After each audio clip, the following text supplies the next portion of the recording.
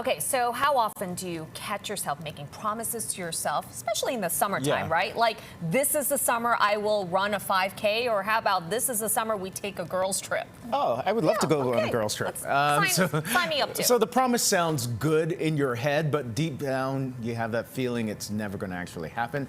Well, it's time to turn your someday this summer into right now, and we have the person to teach us. Chris Carr is the author of I'm Not a Morning Person and the director and subject of the documentary Crazy Sexy Cancer. She joins us now with the roadmap to fulfilling those goals. Welcome to the show.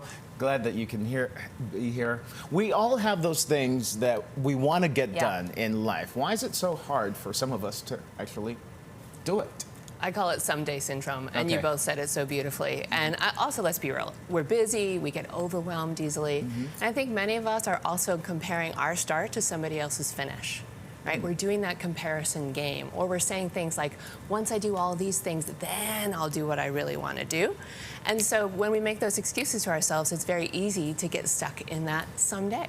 All right, so let's get to your first tip to fulfilling those summer goals. It actually sounds a little dark, doesn't it? Explain to us. Yes, it can feel scary. And what I'm going to say is I'm going to get right to the heart of it, which is confront your mortality, right? Many of us have more days behind us than in front of us. That is just a fact. So, 20 years ago, I was told that I had stage 4 cancer. I've been living with stage 4 cancer for 20 years now. And even though that's scary, I can use that as a way to get clear on what matters and how to get busy living. Okay, so let's say you have a bucket list then of items that you want to check off. How do you narrow down what to do first? Well, you said it. It's a bucket list, but let's redefine it, because I know we're talking about mortality and it could be a little scary, and the bucket list. What if we call it a dream list? Okay. Right? And you just sit there and you brainstorm all the things that you would love to do. Now I'm going to take us back to the dark side a little bit. So I remember when the first doctor said I had 10 years to live. And 10 years may not seem like a lot, but actually you can get a lot done in 10 years. But you can't get everything done in 10 years. So what if you give yourself the 10-year exercise and say, you look at your dream list and you start to circle the things that really would move the needle on the quality of your life and bring more joy to your life. Those are your time priorities.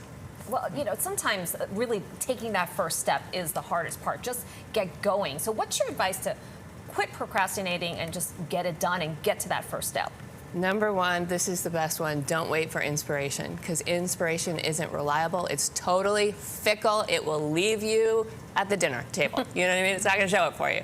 So don't wait for that. Instead, can you start to break it down into bite-sized chunks?